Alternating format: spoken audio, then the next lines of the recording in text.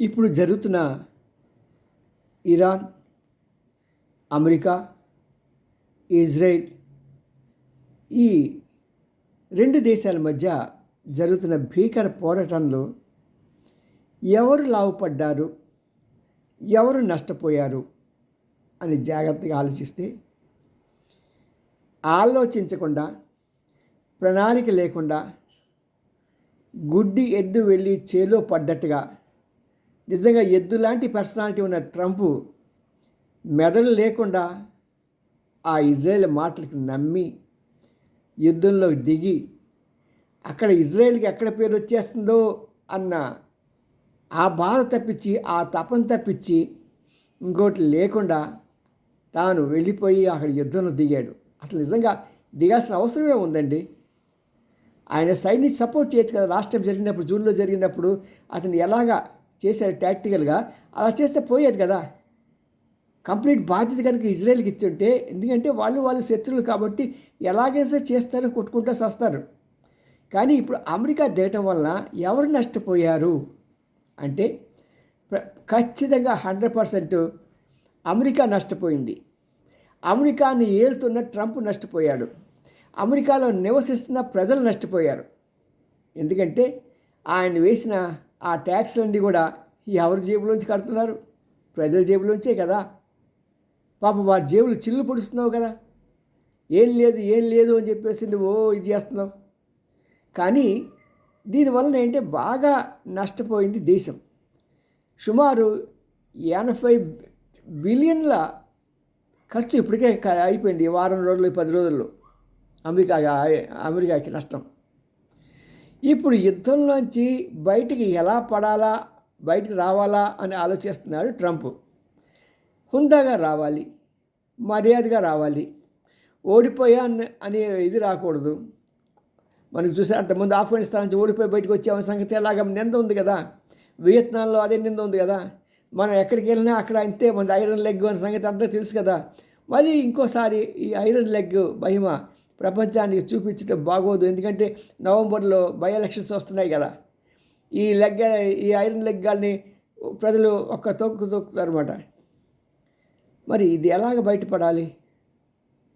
సరే, ఈ major losses ఎవరికంటే అంటే financial loss, at the same time America చరిత్రలో మరి 8 మంది సైనికులు చనిపోయారు, 140 మంది గాయపడ్డారు. ఈ లెక్కలు నాకు తెలిసినంత వరకు చాలా తప్పే. ఈ 8 మంది చనిపోయారు చూసారా, కనీసం 80 మంది పైన చనిపోయి ఉంటారు. ప్రజల లెక్క అలాగే చెప్తారు కానీ ఈ నాయకులు. ఇంకా బాధితుల సంఖ్య మనం చెప్పాల్సిన అవసరం లేదు. 140 అన్నారు కానీ అది ఎంతో ఇంకా ఎక్కువే ఉంటుంది, ఒక 500-600 పైన ఉంటుంది. ఎందుకంటే ఈ యొక్క అమెరికన్ సైనికులకి అస్సలు మొరల్ లేకుండా జరిగిపోయింది. ఎందుకంటే వాళ్ళకి బాత్రూమ్ సదుపాయంగా లేదు. వాళ్ళు మోషన్కి వెళ్ళాలన్నా, లెట్రిన్కి వెళ్ళాలన్నా సరే వాళ్ళకి ఆ సదుపాయం లేకుండా కడుపు ఉబ్బరాలు పెట్టుకొని అసలు ఏంట్రా భగవంతుడు మాకు ఈ గతి అని చెప్పి వాళ్ళు తల పట్టుకునే స్టేజ్లో వాళ్ళ చేత యుద్ధం చేయిస్తున్నాడు. వాళ్ళంతా కూడా మేము లీవ్ పెట్టి వెళ్తాం, ఇప్పటికే చాలా కాలం నుంచి ఉన్నామని చెప్పి అని గోల పెడుతున్నా సరే వాళ్ళని ట్రంప్ అలా కాదు మీరు యుద్ధం చేయాల్సిందే, your my Brave soldiers, I'm proud of you అనేది కాకమ్మ కథలు చెప్తూ ఉంటాడు పాపం. సో అది ఒక వంగ. రెండోది నష్టపోయింది అంటే కొద్దిగా ఫిజికల్గా ఎదుగుండా కనిపించి అపరెంట్గా ఇరాన్ నష్టపోయింది, కరెక్టే. కానీ వాళ్ళు they had prepared for that. వాళ్ళు దానికి ప్రిపేర్ అయి ఉన్నారు. ఎందుకంటే ఈసారి తాడో పేడో తేల్చుకోవాలి, యుద్ధం అనేది ఖచ్చితంగా వస్తుంది. వచ్చినప్పుడు ఇజ్రాయెల్తో పాటు అమెరికా పక్కన వస్తుంది. ఈ అమెరికా సహాయం లేకుండా ఇజ్రాయెల్ మనం కొట్టలేదు కాబట్టి అమెరికాని బాగా నష్టపడిస్తే నెక్స్ట్ టైం మన జోలికి రాదు అనే సంగతి వాళ్ళ థింక్ ట్యాంకర్స్ బాగా గ్రహించారు. దాని మూలంగా అమెరికాకి ఎంత నష్టం చేయాలో అది డైరెక్ట్గా అమెరికా అంటే 1500 కిలోమీటర్ల పైన ఉంది. దాని మీదకి వెళ్ళలేక అక్కడ అమెరికా స్థావరాలు గల్ఫ్ కంట్రీస్లో ఎక్కడ ఉన్నాయో అక్కడ దొరికిన ప్రతి చోట కూడా కొట్టారు. ఠారెత్తిపోతున్నాయి ఆ దేశాలు, బాబో మా మీద ఎందుకు దాడి చేస్తున్నామయ్యా అని.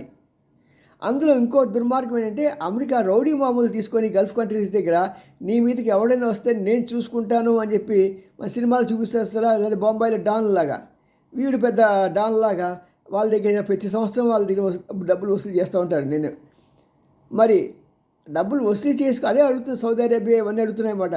ఏమయ్యా బాబు మా డబ్బులు ప్రతి సంవత్సరం వసూలు చేస్తున్న రోడ్డు మామూలు మా మీదకి వాళ్ళు దాడి చేస్తుంటే నువ్వేం మాట్లాడవు అంటే నాకే గతి లేదు మీకేం ఇస్తానయ్యా బాబు అన్నట్టుగా ఉంది అతని ఫీలింగ్. ఇజ్రాయెల్ చూసుకుంటే ఇజ్రాయెల్ పాపం చాలా దెబ్బతింది అనుకున్న దానికన్నా. కానీ వాళ్ళు దీనికి రెడీ అయి ఉన్నారు. ఈ దెబ్బలు తినపోతే ఈ దెబ్బలకి వెరిసి పారిపోతే వాళ్ళ జీవితంలో ఇంకెప్పుడు కూడా ఒక యుద్ధాన్ని ఒక జన్మభూమిని కలిగి ఉండరు. డూ ఆర్ డై అనే సిచ్యుయేషన్ పాపం ఇజ్రాయెల్ది. చివరి ఆఖరికి ఏంటంటే ఎవరు బాగుపడ్డారు అంటే ఒకే ఒక దేశం ఉండింది, అదేంటంటే మన రష్యా అన్ని రకాలుగా బాగుపడింది.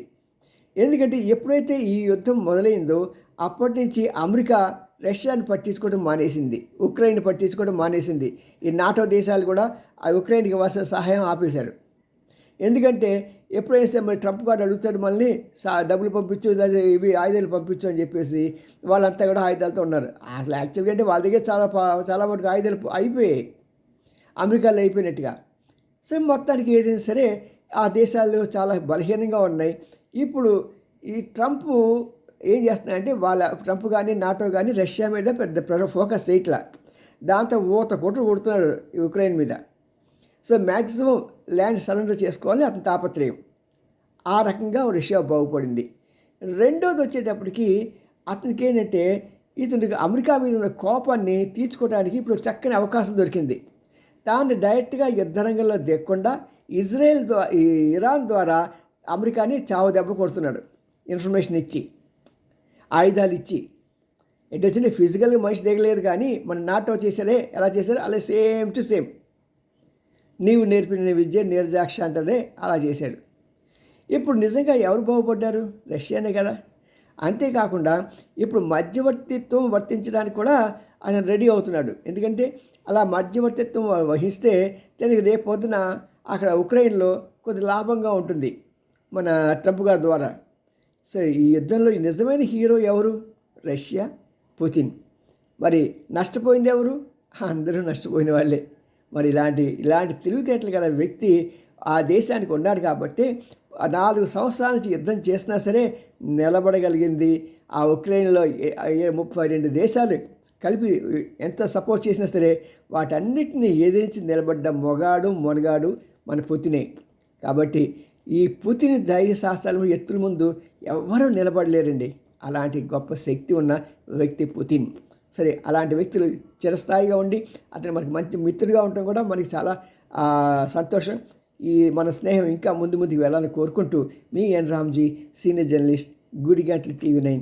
లైక్ చేయండి, షేర్ చేయండి. ఇలాంటి విమర్శనాత్మకమైనటువంటి విపులీకరించే ఈ యొక్క సమీక్షల కోసం మా ఛానల్ రెగ్యులర్గా చూడండి.